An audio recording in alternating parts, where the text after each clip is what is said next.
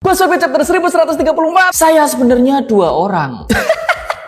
Bagus banget. Kalau teori nakama beneran terjadi, seneng saya, sumpah. Gak usah lama-lama lah ya, gak sabar nih. Jadi siapin makan malam kalian. Gas, kita masuk ke dalam pembahasannya. Kita mulai dari color spread-nya terlebih dahulu. Di sini kita melihat Franky yang berukuran raksasa sedang menggendong para krunya terbang di atas laut. Oda sumpah gak pernah gagal ya untuk bikin color spread seperti ini. Terus ya, di sini mungkin loh adalah tribute untuk seiyu dari Franky, Kazuki Yao, yang kemarin baru saja memutuskan untuk pensiun dari karirnya menjadi seorang seiyu. Terima kasih Kazuki Yao atas kerjasamanya. Salam super. Dan di sini kita melihat Robin sudah menggunakan potongan rambutnya yang baru. Ya wow, cakep banget. Udah lah, langsung aja kita masuk ke dalam cerita kali ini yang berjudul Perpustakaan Burung Hantu. Cerita dibuka dengan Luffy dengan pose Yakuza atau Samurai Wano, aku nggak tahu. Dia di sini berkata, "Pak Tua Saul, dahulu kala salah satu temanku sangat berhutang padamu. Aku sangat berterima kasih. Izinkan aku memperkenalkan diri." Teman-temannya pada bingung di belakang. "Ngapain kok kayak gitu Luffy? Kau belajar hal kayak gini dari mana?" Luffy lalu ngomong, "Namaku adalah disela sama Robin." Oh ya, ini Luffy. Kasian banget. Baru juga mau perkenalan, Robin tolong dong. Saul di sini lalu berkata, "Dere si. Aku tahu kau Luffy. Kau sangatlah terkenal. Jadi kau sudah menemukan mereka ya?" Robin lalu berkata, "Ya, seperti katamu Saul. Aku sudah menemukan mereka. Mereka adalah temanku yang paling berharga, yang rela melindungi orang sepertiku." Grup cengeng di sini semuanya pada nangis. "Kami akan melindungimu selamanya, Robin." Saul di sini lalu berkata, "Baiklah kalau begitu." Teman-temannya Robin, "Terima kasih sudah jauh-jauh datang kemari ke Elbaf. Maaf sudah mengejutkan kalian. Aku sudah latihan berkali-kali dengan asistenku, namanya Enji. Aku pernah menjadi angkatan laut, jadi aku tahu sekuat apa seorang Yonko. Aku sangat berterima kasih pada kalian karena telah melindungi Robin. Tolong jaga Robin untuk seterusnya ya." Semuanya tersenyum senang dan di sini Luffy berkata, "Serahkan saja pada kami." Lilith tiba-tiba terbang mendekati Saul. "Hei Saul, ini aku." Saul bingung. "Maaf, aku tidak mengenalimu. Dan kenapa kau terbang?" Lilith lalu menjawab, "Ini aku, Vegapunk." "Hah?" Jinbe lalu mengeluarkan sebuah kotak dari kapal lalu dia berkata, "Yang ini bukan, aku sudah membawanya." Lilith menjawab, "Ya benar, terima kasih ya." Kurt lalu berkata, "Biar aku saja yang membawakannya." Jinbe lalu ngomong, "Karena ini permintaan Vegapunk untuk membawa benda ini keluar dari Egghead, aku jadi penasaran apa isinya." Lilith dengan santai menjawab, "Di dalamnya ada aku." Kaget semuanya. "Hah? Klon Vegapunk?" Lilith lalu menjelaskan, "Ini adalah model replika yang sudah selesai, dengan spesifikasi yang berbeda dari kami para satellite. Ini adalah diriku saat datang ke Elbaf 20 tahun yang lalu. Pemerintah pasti akan curiga jika Stella tidak ada di lab selama berbulan-bulan kan?" Jadi Vegapunk versi yang ini tuh ternyata klon ya? Gokil juga men. Teknologi klon di universe One Piece sudah ada sejak 20 tahun yang lalu. Gokil. Lilith lalu melanjutkan, "Aku memang bisa membawa kotak ini dengan baik, tapi aku tidak punya peralatan yang memadai untuk membukanya dengan aman. Sepertinya aku berencana akan tinggal di sini sambil membangun laboratorium yang baru." Bonnie seneng banget. "Lilith, jadi kalau aku menunggu, kau bisa membuat ayahku kembali seperti semula?" Lilith menjawab, "Tentu saja Bonnie. Yeay!" Saul di sini masih bingung. "Jika kau benar-benar Vegapunk, ini akan menjadi reuni yang sangat menyenangkan. Tapi aku masih tidak mengerti, kenapa kau berubah menjadi perempuan?" Lilith lalu menjawab, "Jangan khawatirkan hal itu, nanti aku akan jelaskan pelan-pelan." Tiba-tiba ada 3 anak kecil besar. "Sensei, kau sudah selesai. Bisakah kami bermain lagi?" Saul menjawab, "Oh ya, maaf ya membuat kalian menunggu. Sana, main lagi. Terima kasih ya." Asistennya Saul di sini juga berkata, "Sebenarnya mata air di sini juga merupakan tempat bermain untuk anak-anak. Jadi aku meminta mereka untuk tetap tenang agar acting Saul Sensei berhasil." Pada kesel, "Kalian sudah menyiapkannya sejauh ini tapi tetap saja ketahuan." Si asisten ini lalu berkata, "Oh iya, maaf. Aku adalah Enji, petugas perpustakaan burung hantu dan asisten Saul Sensei.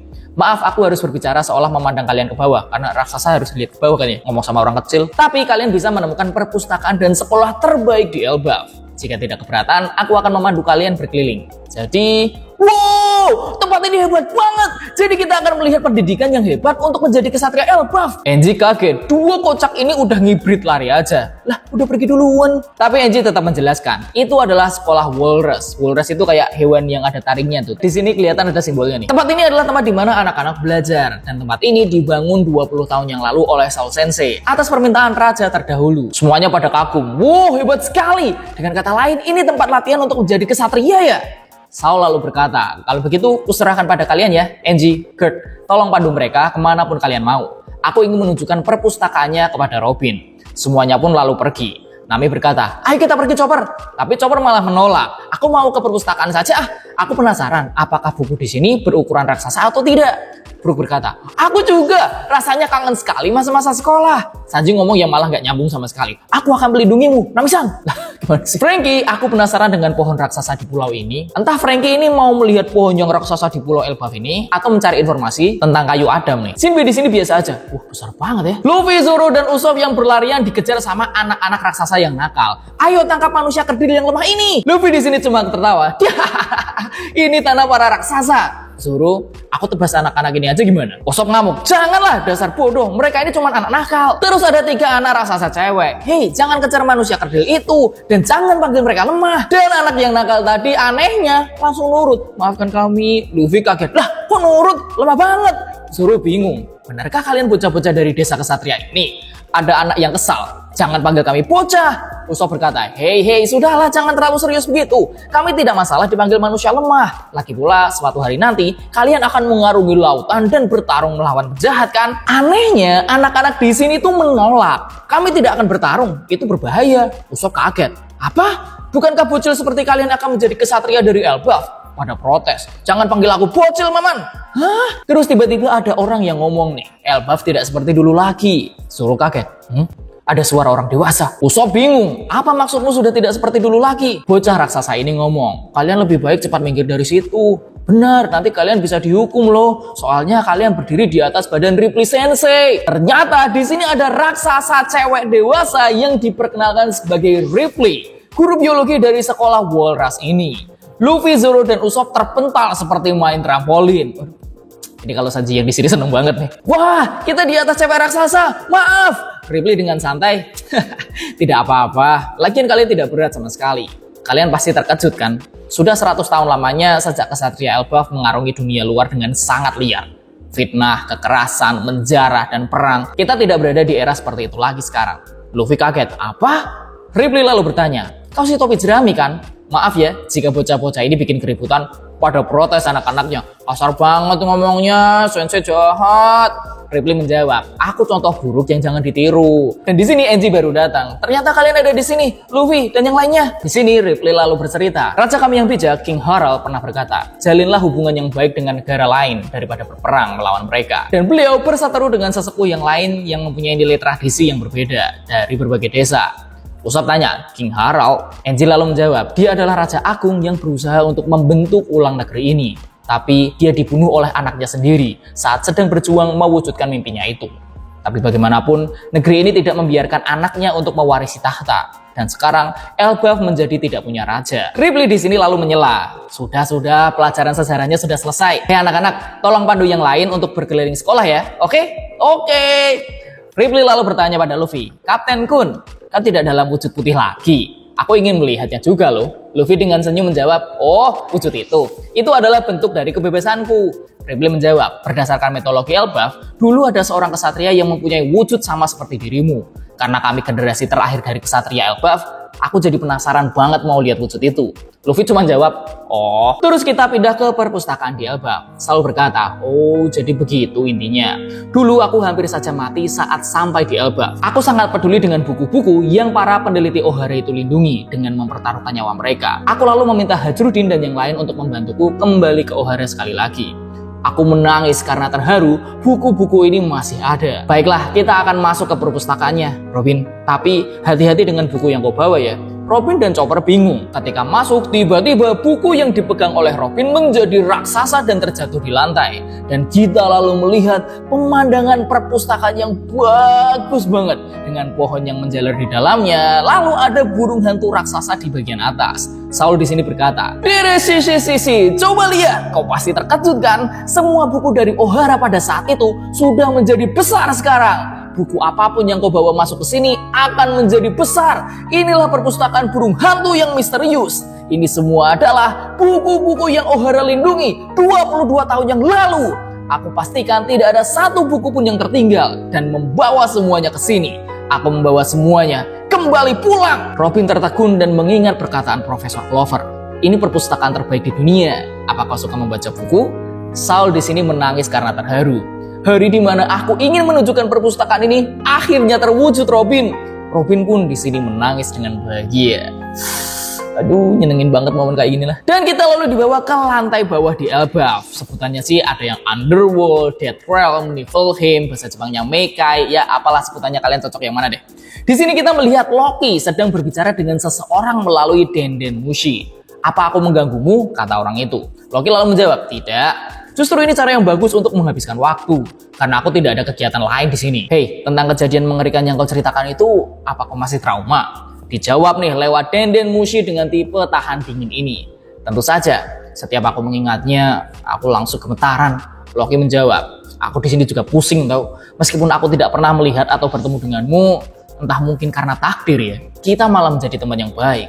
Jika aku di sana, aku sudah menghancurkan tempat itu dan membunuh semua orang. Orang ini malah menjawab, aku tidak berniat sejauh itu kok. Loki marah, dia berkata, kau ini naif sekali, Mosako.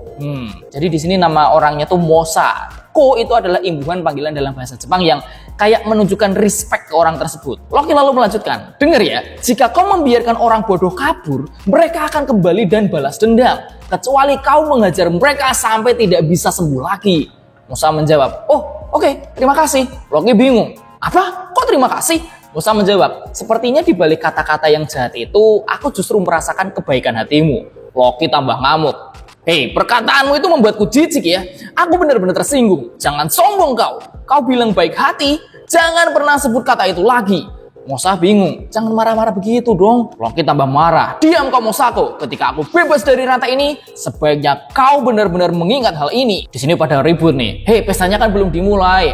Sudahlah, aku mau minum sambil menunggu. Kau itu sudah minum terlalu banyak. Dan tiba-tiba di balik pesta yang sudah tipis-tipis dimulai, muncul petir hitam yang menyambar kastil di sana. Dan kita melihat di sebuah tempat seperti singgasana, muncul dua orang dengan jubah hitam yang datang dari lingkaran sihir seperti para Gorosei. Yang satu seperti wanita dengan perban di wajahnya, dan satunya orang yang mirip dengan Shax. Dan chapter ini selesai. Wow, kok bisa? Kok bisa? Ini gimana? Coba, waduh, nggak bisa. Harus kita bahas. Jadi di chapter ini ada dua hal yang pengen aku bahas, guys. Pertama ya, ini Mosa, ini siapa nih temennya Loki nih? Meskipun masih belum jelas ini cewek apa cowok ya.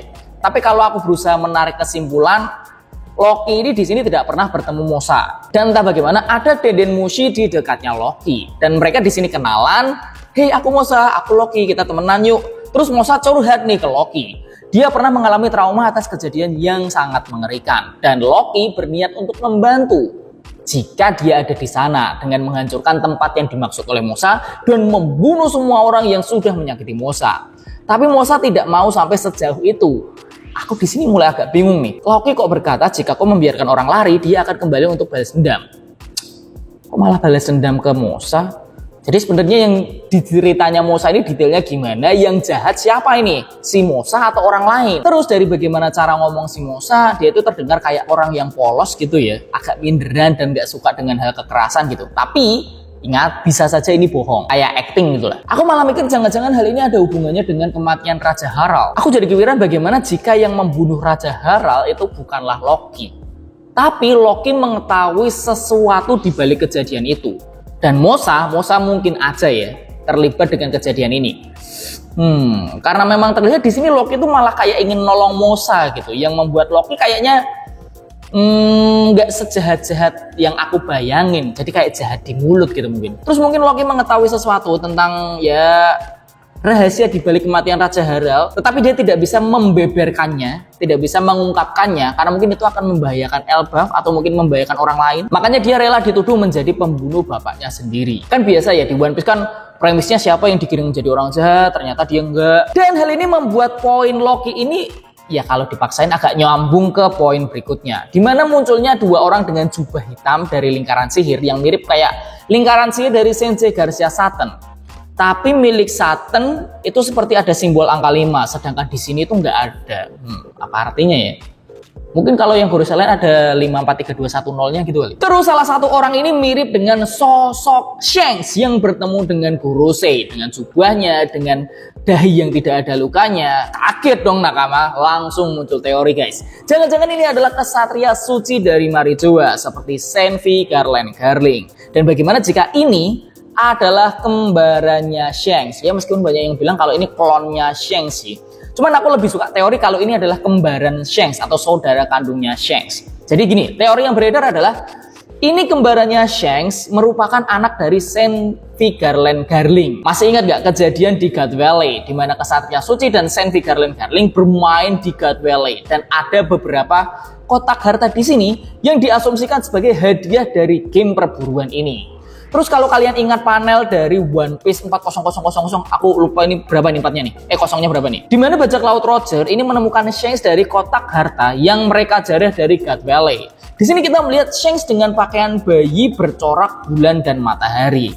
Jadi gini, biasanya kan anak kembar pakaiannya sama dong. Bagaimana jika dalam kotak lain, kotak harta lain, itu ada bayi kembarannya Shanks? Dan Oda Sensei seperti memberi clue di sini dari pakaiannya, matahari itu merupakan representasi dari Shanks dan bulan merupakan representasi dari kembarannya Shanks ini. Yang mana kotak harta yang berisi bayi kembarannya Shanks ini dimenangkan oleh Senvi Garland Garling dan dibesarkanlah kembarannya Shanks ini oleh dirinya. Makanya warna rambut mereka itu beda. Shanks berwarna merah, jadi kemungkinan ya kembarannya rambutnya merah. Sedangkan Garland Garling berwarna putih. Meskipun belum tahu ini putih karena uban atau memang putih ya. Tapi ini jika kembarannya Shanks, malah make sense nih. Kenapa Oda membuat Shanks dengan luka cakaran di dahinya? Yang mana cakaran ini kan didapat Shanks karena serangan dari Teach atau Kurohige. Ya mungkin salah satu alasannya adalah jika suatu saat Shanks dan kembarannya bertemu dan mungkin bertarung, ada sesuatu yang berbeda dari wajah mereka meskipun kembar, yaitu adalah luka di wajahnya Shanks. Terlebih juga aku sempat bilang nih, aku bingung apa masalah atau musuh yang akan dibuat oleh Oda.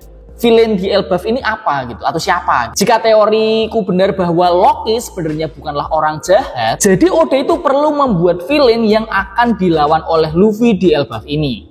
Dan bisa jadi villain utamanya adalah dua orang berjubah ini.